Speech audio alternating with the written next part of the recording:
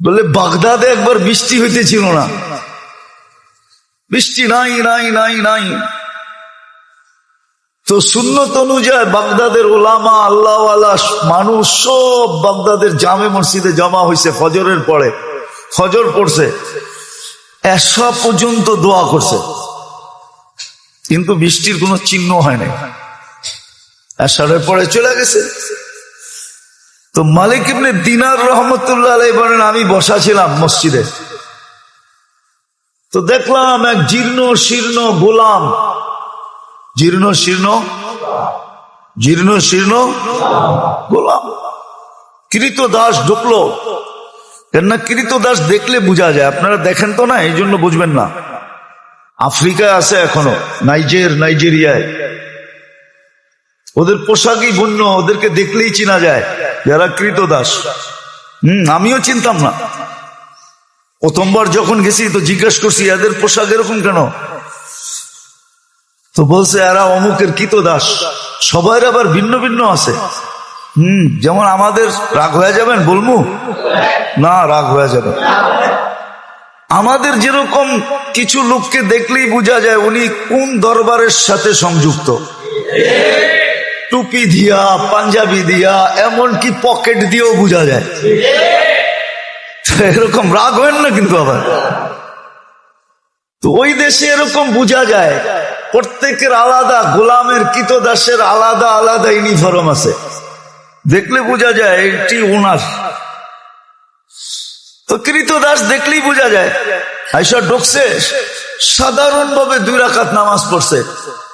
ওরা হাত উঠায় বলতেছে, আল্লাহ বৃষ্টি বন্ধ করছো তো বন্দা তোমার কাছে হওয়ার জন্য। বৃষ্টি বন্ধ করছো কেন? আরে ভালো মতে বোঝেন, বন্দা তোমার। ফজরের পরের থেকে তো এশা পর্যন্ত সব মসজিদে বসা ছিল, এখনো তো বৃষ্টি দিলেন না, এক্ষণ দিবেন, এক্ষণ। তো মালিক ইবনে দিনার রহমতুল্লাহ আলাইহি বলতেছে, ও বলতেছে এক্ষণ দিবেন, ও বলতেছে আর আকাশে গর্জন উঠতেছে, নামছে ঝুমঝুমায়া বৃষ্টি। আমিও আটকায় গেছি, ও আটকায় গেছে। বৃষ্টি যতক্ষণ বর্ষণ হওয়ার প্রয়োজন ছিল বর্ষণ হয়েছে। ও মসজিদ থেকে বাহির হয়ে চলে গেছে, আমি দূরত্ব নিয়ে একটু পিছে পিছে গেছি, যায় কোথায়। তো যা দেখলাম এক বাড়িতে ঢুকছে, আর ওই বাড়ি ছিল, মালিক ছিল, উনি কৃতদাসের ব্যবসা করতেন, কিনা আনতেন আর বেশি দামে বিক্রি করতেন, ব্যবসা ছিল এক জমানা এটা। তো যা ঢুকার পরে দেখলাম এক কোনায় জীর্ণ শীর্ণ বসে আছে। তো মালিককে ডাকলাম যে এই গোলাম বেচবা? এটা তো কোনো কামেরই না, এটা নিয়ে কি করবা? গোলাম তো মানুষ কিনে কাজের জন্য, সহযোগিতার জন্য, সাহায্যের জন্য, এটা তো কোনো কাজের না। এটা তো কিনা আমি টাকা লস করছি, এটাকে তো শুধু খাওয়াইতেই হয়, কোনো কাজ কুছ পারে না। দেখো না শরীরে কোনো হাড্ডি ছাড়া কিছু নাই। তো মালিক ইবনে দিনার রহমতুল্লাহ আলাইহি বলতেছে, তুই বেচবি কিনা এটা কর, কি আছে না আছে ওটা তো আমার তোর দরকার নাই, বেচবি? তো মনে মনে ভাবতেছে, মনে হয় আল্লাহই পাঠায় দিছে আমার উপরে সুযোগ, সুবর্ণ সুযোগ মেরে একটা লমসম দাম চাইছে, যা চাইছে মালিক ইবনে দিনার রহমতুল্লাহ আলাইহি বলে ডান, কিনা ফেললাম। টাকা গয়না দিয়ে নিয়ে আসছে। আনার পরেও কৃতদাস জিজ্ঞাসা করতেছে, মালিক তুই আমার এত দোষ শোনার পরও তুই আমাকে কিনলি কেন? তোর কি টাকায় কামড়ায় যে তুই আমারে কিনলি টাকা দিয়া? তো মালিক ইবনে দিনার রহমতুল্লাহ আলাইহি বলে, আমি তোকে দেখা কিনি নাই, আমি তো কিনছি তোর তাআল্লুক দেখা। সারা বাগদাদ বসা ছিল ফজরের পরের থেকে আল্লাহওয়ালা আলেম। ওই সময় বাগদাদেই ছিল। ওই চিত্র তোলার সময় আমার কাছে নাই যে ওই সময় বাগদাদের চিত্রটা কিরকম ছিল। সব তো ফজরের পরের থেকে আসা পর্যন্ত বসা ছিল, বৃষ্টি তো হইল না। তুই এরকম কি বললি আল্লাহকে 2 রাকাত পড়া? জুমজুমায় বৃষ্টি আসলো আর তুই বললি এক্ষণ দেন। আল্লাহ কাছে পাওয়ার একটা মজা আছে, আজকে আমরা পাই নাই, এই জন্য মজা নাই, মজা পাই নাই। সত্য কাহিনী, কৃতদাসী কিনা নিয়ে আসছেন, দুর্বল সুর্বল কিনা নিয়ে আসছেন। তো কৃতদাসী বলছে, মালিক সারাদিন কাজ করব বটে, কিন্তু রাত্রে তুমি আমার থেকে কোনো কাজ নিতে পারবে না। যদি এই শর্ত হয় তো আমি যাইতে রাজি। এই শর্ত যদি হয় তাহলে আমি কি যাইতে রাজি, এই শর্ত পুরা করলে। বলছে ঠিক আছে। তো সারাদিন কাজ করতো, রাত্রে নির্জন ঘরে চলে যেত, নির্জন ঘরে চলে যেত। তো মালিকের একদিন আগ্রহ ঢুকছে যে ও যে আমাকে শর্ত লাগায় আসলো, শর্ত লাগায় যে আসলো যে রাত্রে কোনো কাজ নেওয়া যাবে না, দেখি ও রাত্রে করে কি। তো আস্তে আস্তে ছিদ্র দিয়ে দেখতেছে কি করে। তো দেখে সেজদায় পড়া কাঁদতেছে আর বলতেছে, তুমি যে আমাকে ভালোবাসো। কি বলতেছে? আল্লাহ তুমি যে আমাকে ভালোবাসো, ওই ভালোবাসার ওয়াস্তা তুমি আমাকে আরো কাছে করো। কাঁদতেছে। তো মালিক বাহির থেকে বলতেছে, ওই পাগলি, আল্লাহ যে তোকে ভালোবাসে এটা তুই কি করে বুঝলি? তুই বারবার বলতেছো তুমি যে আমাকে ভালোবাসো, তুমি যে আমাকে ভালোবাসো, তুই এটা বল যে আমি তোমাকে ভালোবাসি। তো কৃতদাসী সেজদার থেকে মাথা উঠাইছেন, মাথা উঠাইছেন, উঠা বলতেছে, শোন, আল্লাহ যদি আমাকে ভালো না বাসতো তাহলে এই গভীর রাত্রে ওনার কদমে আমাকে রাখতো না, আর তোরে ল্যাপের ভিতরে ঘুম পড়তে দিত না। তুই ল্যাপের ভিতরে ঘুমাইতেছস, তোকে ভালোবাসে না দেখি তুই ল্যাপে আসস, আমাকে ভালোবাসে দিকে বিদায়ী কুদরতি পায়ে জাগা দিছে বইলা একটা চিৎকার দিছে, জান শেষ। মালিক বলে, বইলা তো নিজের ক্ষতি করলাম, কেন টাকা দিয়ে কিনা আনছে, ক্ষতি হয়ে গেছে না, লস। কিন্তু করবে কি, দাফন কাফন তো করতে হবে। বাজারে গেছে কাফন আনার জন্য, আয়সা দেখে সবুজ কাফনে পেঁচানো, উপরে লেখা আছে ইন্না আউলিয়া আল্লাহি লা খাউফুন আলাইহিম ওয়ালা হুম ইয়াহজানুন। এই কোরআনের আয়াত উপরে লেখা ইন্না আউলিয়া আল্লাহি লা খাউফুন আলাইহিম ওয়ালা হুম ইয়াহজানুন। সত্য এটাই, সত্য এটাই। আমরা মনে প্রাণে চাই না যে আল্লাহর কাছে হই বা আল্লাহ আমাদের কাছে হোক। আরেকটা মনে উঠলো, এই জন্য বলতেছি, রব আল্লাহ। এই জন্যই তো আল্লাহ বলছিলেন যে আমি এমন রব, কাসসামার রিজক ফালা ইয়ানসা মিন খালকিহি আহাদ, সবারটা সময় মতো পৌঁছাই, কাউকে পৌঁছাইতে ভুলি না। হ্যাঁ, আমাদেরটা আগে পিছে হইতে পারে আমাদের কর্মের কারণে, কিন্তু মানুষ আর জিন ছাড়া কোনো প্রাণীর প্রয়োজন সময়ের 1 সেকেন্ড দেরি হয় না। হ্যাঁ, মনে উঠলো, এই জন্য বলতেছি, জানি না আপনাদের মনে আছে কিনা, মুসা আলাইহিস ইসলামের জমানায় অনাবৃষ্টি হইতেছিল, বৃষ্টি হয় না, হয় না, হয় না, হয় না, জমিন শুকায়া কাঠ হয়ে গেছে। তো মুসা আলাইহিস ইসলাম বনি ইসরাইলদেরকে বলতেছিল, চলো আল্লাহর কাছে বৃষ্টির জন্য দোয়া করি। যেই খরা চলতেছে, কিছুদিন পরে কিচ্ছু থাকবে না। দেখেন না মাঝে মাঝে উন্নত দুনিয়া, দেখেন না আমেরিকা, কানাডা, ইংল্যান্ড, ফিনল্যান্ড, ইউরোপে মাঝে মাঝে দেখেন না বুশ ফায়ার হয়, বুশ ফায়ার, বুশ ফায়ার বুঝেন? আগুন লেগে যায় দেখেন না জঙ্গলে, অস্ট্রেলিয়াতে হয়, এবার তো আমেরিকায় হয়েছে জীবনের সেরা। তো এটা হলো খরার কারণে, শুকাইতে শুকাইতে শুকাইতে শুকাইতে এক সময় গরমের কারণে আগুন ধরা যায়। তো মুসা আলাইহিস সালাম চলছে বৃষ্টির জন্য, দোয়া করবে বনি ইসরাইলকে নিয়ে। আর আগে নিয়ম ছিল যেদিন ইস্তেসকার নামাজ পড়বে ফজরের পরের থেকে কিছু খাবে না, রোজার মতো থাকবে, রোজার মতো। এমনকি বাচ্চাদেরকে মা দুধও দিবে না, জানোয়ারকে কোনো খাওয়া দিবে না, যেন সবাই আল্লাহর দিকে ফিরে। তো আধা রাস্তায় জয়া বলতেছে চলো দোয়া করতে হবে না, বৃষ্টি চলে আসবে। তো বনি ইসরাইল একটু গারতেরা জাতি ছিল, গারতেরা, গারতেরা বোঝেন? আবার বরিশালের মানুষ থাকলে চেতা যাইব, ঠিক না? মুই কি কম বুঝি, মোরে কম বুঝাইতে হইবে, মুই কি কম বুঝি? বনি ইসরাইল এরকমই ছিল, বলতেছে মুসা দোয়াই তো করলাম না আলাইহিস সালাম, দোয়াই তো করলাম না, বৃষ্টি কোত্থেকে আসবে? তাইলে কষ্ট করে আনাইলাই কেন? তো পুরা জাতি তর্কে বিতর্কে জড়ায় গেছে মুসা আলাইহিস সালামের সাথে। তো মুসা আলাইহিস সালামের বলার ইচ্ছা ছিল না, তো বলছে শোনো, তোমাদের দোয়ার আগে পিপিলিকার দোয়া কবুল হয়ে গেছে।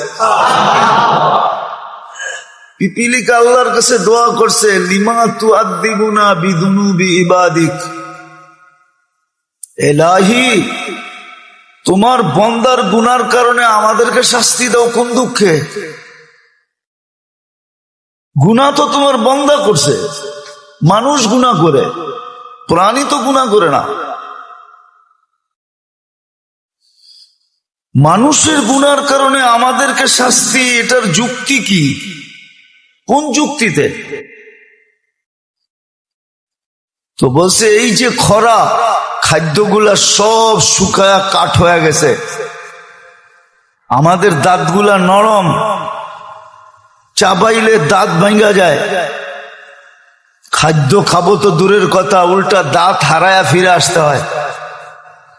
আর বৃষ্টি হইলে খাদ্যের ভিতরে পানি ঢুকে, ওগুলা সফট হয়, নরম।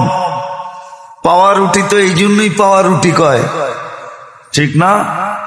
টোস্টরে তো এই জন্যই টোস্ট কয়, ঠিক না? টোস্ট খাইলে মনে হয় যে কাঁকড়া ভাজা চাবাইতেছে, ঠিক না? কটকট খটখট শব্দ হইতেছে, ঠিক না? তো কয় যে নরম হইলে আমাদের খাইতে সুবিধা হয়। এখন তো সব কাঠ হয়ে গেছে, কামড় দিতে দেরি, দাঁত হারাইতে দেরি হয় না। আমাদের সাথে এই ব্যবহার কিসের জন্য? তা আল্লাহ পিপিলিকার অভিযোগ গ্রহণ করছেন, বৃষ্টি পাঠায় দেওয়ার সিদ্ধান্ত নিয়ে নিয়েছেন। তো যেটা বুঝাইতেছিলাম দোষ তো আমাদের, প্রয়োজনও আমাদের, দোষও আমাদের। তো সবচেয়ে বেশি ঘনিষ্ঠ হওয়া দরকার ছিল আল্লাহর সাথে, কেননা আল্লাহ মহাকর্তা, মহাপালনকারী, লালনকারী, পালনকারী, রক্ষক, সুরক্ষাকারী, হেফাজতকারী আল্লাহ। ওনাকে কাছে নেওয়ার, ওনার কাছে হওয়া উচিত ছিল, ওনাকে কাছে করা উচিত ছিল। আর সত্য আমরা করি নাই বিদায় মজা পাই না। যে যেটা খায় নাই ওরে বয়ান দিয়ে এটার মজা বোঝানো যাবে না, ঠিক না? যে যেটা খায় নাই ওরে ওইটার মজা বয়ান দিয়া, হাকি মজা অন্য জিনিস, স্বাদ অন্য জিনিস। এই জন্যই তো কবিতা আসছে, নাহলে কবিতা আসতো না। কি যাত না বিষে বুঝিবে সে কিসে, কবু আসি বিষে ডংসিনি যারে। সাপের ব্যথা তো ওই বুঝবে যে যাকে সাপ ছোবল দিছে, ঠিক না? যাকে ছোবল দেয় না, আপনি কাউকে মাথা ব্যথা বুঝাইতে পারবেন? কিন্তু যার হয়েছে সে তো বোঝে কি, ঠিক না? তো না হইলে বোঝা যায় না। তো আল্লাহর কাছে হওয়া যে কত মজা, নাইলে এই কথা কোনোদিন হইতো না। আউলিয়ানে লাথ মারি, আল্লাহ ওয়ালারা দুনিয়ায় লাথি দিতেন না। থাকে দুনিয়ার ভিতরে, লাথি দেয় দুনিয়াকে। এটা আপনার যুক্তিতে আসে নাকি? যে থাকতেছে দুনিয়াতে, খাইতেছে দুনিয়ারটা, পড়তেছে দুনিয়ারটা, লাথি দিতেছে কাকে? এটা হয় যুক্তিতে? কিন্তু ওনারা জানে কেন লাথি দিতেছে, কেন লাথি দিতেছে। সত্য এটাই। এই জন্যই দুনিয়ায় দুই দল হয়ে গেছে। একদল দুনিয়ার পিছে দৌড়াইতেছে, দুনিয়া ওদেরকে লাথি দিতেছে, ফুটবলের মতো লাইতাইতেছে আর ক্লান্ত করতেছে, গাম জড়াইতেছে। আর আরেক দল দেখা যায় আল্লাহর দিকে দৌড়াইতেছে। দুনিয়া ওদের পিছে দৌড়াইতেছে আর ওরা দুনিয়াকে লাথি মেরা সরাইতেছে। সর, আমার দরকার নাই, আমার আমার দরকার নাই, আমার দরকার নাই, আমার প্রয়োজন নাই। ওরা দুনিয়াকে লাথি মারতেছে আর একদল আছে যাদেরকে দুনিয়া লাথি মারতেছে, ক্লান্ত করতেছে। তো যেটা বুঝাইতেছিলাম, না জানি না এতক্ষণ পর্যন্ত বুঝে আসছে কিনা, সবচেয়ে বেশি আমাদের উচিত ছিল আল্লাহকে সঙ্গে নেওয়া, আল্লাহর কাছে হওয়া। এটাই মুসলমানদেরকে আল্লাহ বুঝাইতে চাইছিলেন। কুল্লি কামা উরিদ আকুন লাকা কামা তুরিদ, আমি যেমন চাই তেমন করে দেখাও, তুমি যেমন চাবে আমি তেমন করে দেখাবো। কুল্লি কামা উরিদ আকুন লাকা কামা তুরিদ। আবার করার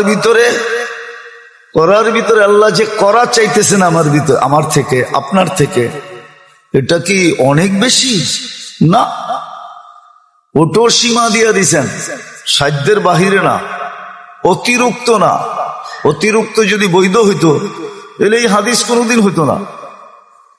তিনজনে বৈশা যুক্তি পরামর্শ করা, তিনজনে ঘোষণা দিতেছে আমি সারা রাত্র ইবাদত করব, আরেকজন বলতেছে আমি সারা জীবন রোজা রাখবো, আরেকজন বলতেছে আমি বিয়ে শাদী করব না। আল্লাহর রসুল শুনতেছে চুপচাপ। তিনজনের ঘোষণার পরে বলতেছে একটাও ঠিক না। আমি রাত্রে ঘুমাইও আবার সজাগও থাকি, ইবাদতও করি, আমি বিয়েও করছি একাধিক, আমি রোজাও রাখি আবার রোজাও ছাড়ি। বিদায় আমি যেটা করতেছি এটাই সঠিক, তোমাদেরটা যদিও আমার তুলনায় অনেক বেশি দেখা যাইতেছে, সারা রাত্র ইবাদত, কিন্তু এটা সঠিক না। ওয়ালি জাসাদিকা আলাইকা হাক্কুন, তোমার শরীরেরও হক আছে, আরামের জন্য ঘুমও দরকার, ক্লান্তি দূরের জন্য ঘুমও দরকার, সুস্থতার জন্য ঘুমও দরকার। তো আল্লাহ রসুল বুঝেইছেন, তাহলে বুঝা গেল সাধ্যের বাহিরেও না, অতিরিক্ত না, সহজ করছেন। আল্লাহর কাছে হওয়া, আল্লাহ পাওয়া সহজ, সহজ ছিল। যদি আমি শিখতাম, যদি আমি করতাম, করলে সহজ, শিখলে সহজ। আমরা তো শিখিও না, করিও না, এই জন্য আমাদের কাছে কঠিন মনে হয়। অপরিচিত জায়গায় যাইতে মানুষ যাওয়ার আগেই ভীতু হয়, অনেক ভাবনা ভাবে, ঠিক না? তো না শিখলে কঠিন মনে হয়, না জানলে কঠিন মনে হয়, আসলে কঠিন না। আল্লাহ পাওয়া তো সহজ। অনেকবার বলছি, এবারও বলতেছি, বনি ইসরাইলের ওই বদমাস, আল্লাহর জন্য তো শোভনীয় না শব্দটা, দুই শব্দে আল্লাহকে পটায় ফেলছে, রাজি করে ফেলছে, খুশি করে ফেলছে, নিজের পক্ষে নিয়ে নিছে। কেমন নেওয়া নিছে? আল্লাহ মুসা আলাইহিস সালামকে বলছে জানাজা আপনার পড়াইতে হবে, যে জানাজায় শরীক হবে তার গুনাহ মাফ হবে। অথচ লিস্টেড বদমাশ, হ্যাঁ, বদমাশির দিক দিয়া পুরো বনি ইসরাইলের 1 নম্বর সেলিব্রিটি। বদমাশির দিক দিয়া সবাই চিনত বদমাশ, কিন্তু শেষ মুহূর্তে এসে এমন এক শব্দ বলছে, ইয়া মান লা তাদুররুহু যুনুব ওয়া লা তানফা। ও আল্লাহ, গুনায় তোর কোনো ক্ষতি সাধিত হয় না, আর লাভও হয় না, না লস না লাভ। ওয়ালা তানকুসুহুল মাগফিরা, মাফ করে দিলে তোর ভান্ডারে কমেও না। ফাআমুতু ফরিদান ওয়াহিদা, দেখ আমি লোকালয়ের বাহিরে একা একা পড়া মরতেছি। ওয়া আনতা কুলতা আনতাল গফুরুর রহিম, আর আপনি নাকি গফুরুর রহিম। মাফ যদি না করলেন তো আপনি গফুরুর রহিম হইয়া আমার লাভটা হইল কি? এতটুক কথা বুঝলে অনেক কিছু, না বুঝলে কিছুই না। আল্লাহকে বিলকুল পক্ষে নিয়ে আসে, বুঝার বিষয়।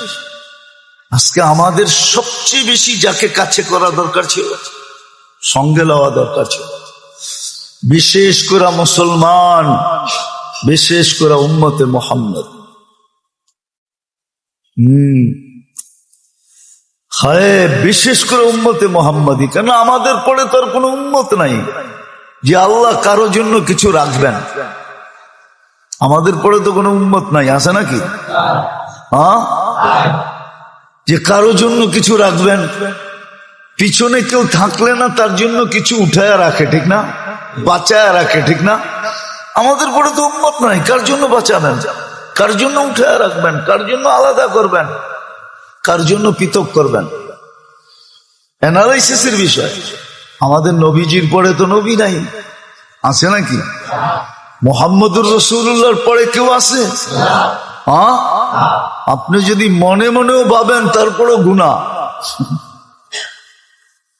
মুহাম্মদুর রাসূলুল্লাহর পরে কোনো নবী নাই, কোন রসুল নাই, খাতামান নাবিয়্যিন। অনেক সময় আমাদের সমাজের কিছু মানুষ আছে ধোকায় পড়ে, আপনিও ধোকায় পড়তে পারেন। হ্যাঁ, কিন্তু আমি বলবো গুইসাপের মতো বিদ্যাও আপনার আকল আপনার কাছে নাই। হাদিসে দব আছে, দব। গুইসাপকে আল্লাহ রসুল জিজ্ঞাসা করছিলেন, কুল মান আনা, আমি কে? তো গুইসাপ স্বীকারোক্তি দিছে, আনতা রাসূল রাব্বিল আলামিন, সমস্ত জগতের রবের রসুল, খাতামান নাবিয়্যিন। অনেক মিথ্যাবাদী আসবে, সব মিথ্যা, আপনি সর্বশেষ নবী। গুইসাপ বুঝলে আপনি বোঝেন না কেন? আগেরটাও বলছে, মান আমানা বিকা ফাস, যে আপনাকে ধরে রাখবে সেই কামিয়াব হবে। মান কাদিবা খাবা ওয়া খাসির, যে আপনার থেকে দূরে সরবে ও চির হতভাগা হবে। আমার আজকে ভাগ্য খুলে গেছে। লাব্বাইক ওয়া সাদাইক ইয়া সাইনা ওয়া ইয়াউমিল কিয়ামা। ও কিয়ামতের বাদশা, আমার ভাগ্য খুলে গেছে। আপনার তো গুইসাবের সমানও বিশ্বাস নাই। তো যেটা বলতেছিলাম, আল্লাহর কাছে হওয়া দরকার ছিল, আল্লাহকে কাছে করার দরকার ছিল। কসম খোদা, এই জন্যই চিৎকার ছিল, চিৎকার। আমরা পড়ি তো না, জানি তো না, এই জন্যই সাহাবা সবসময় চিৎকার দিতেন, ইয়াকফিনি আল্লাহ, আল্লাহু কাফিন, আল্লাহ আমার জন্য যথেষ্ট। খালেদ রাদিয়াল্লাহু তাআলা আনহুর কথা হাজারো বার আছে, উনি যুদ্ধের ময়দানে যখন নামতেন তো সবাই ওনাকে সতর্ক করতেন, খালেদ তুমি একা, সামনে হাজার হাজার। তো ওনার চিৎকার এটাই হইতো, আল্লাহ আমার জন্য যথেষ্ট, সরেন থেকে।